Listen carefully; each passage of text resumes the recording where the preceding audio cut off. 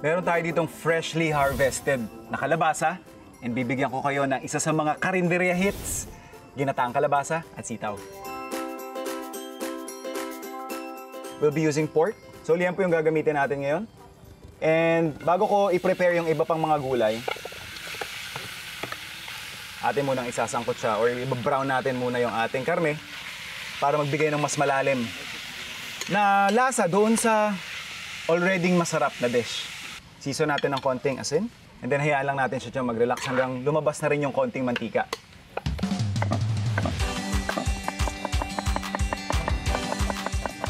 And yung kanyang kapartner, yung ating sitaw.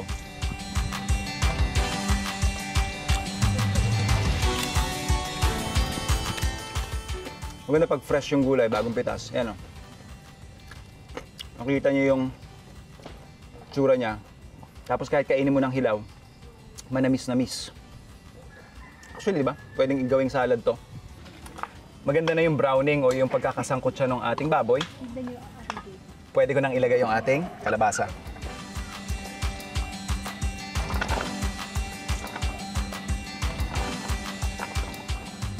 And yung ating sibuyas at bawang. At this point, iba-brown lang natin ng kaunti yung ating kalabasa para sabay na rin nasasangkot siya yung ating mga pangisa. Very satisfied na ako dun sa slight caramelization na meron tayo dun sa ating squash. Pwede na tayo maglagay ng gata.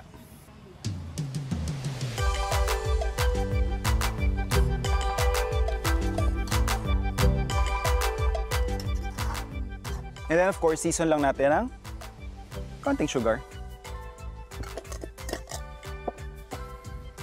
Fish sauce.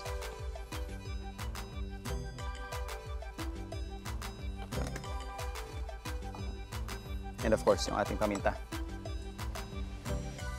Simmer lang natin to hanggang lumambot yung ating kalabasa.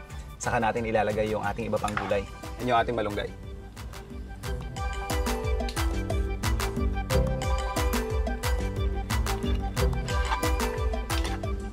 We'll just cook this for about 3 more minutes. Pwede na tayo magplato.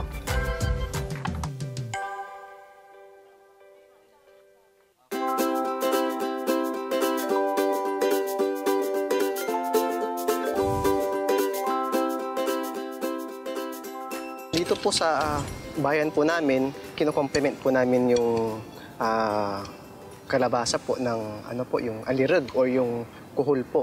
Ito po yung ginagawa ko. Ginataan din po yun? Ginataan din po. Tapos talagyan lang po namin nung alirag or yung suso po. Suso or kuhol? Kuhol. I see. Kamusta yung ginataang kalabasa natin, sir? Magata. Tapos matamis po yung kalabasa. Tama. Po. Tsaka yung sitaw eh. Fresh na fresh. Fresh from our farm.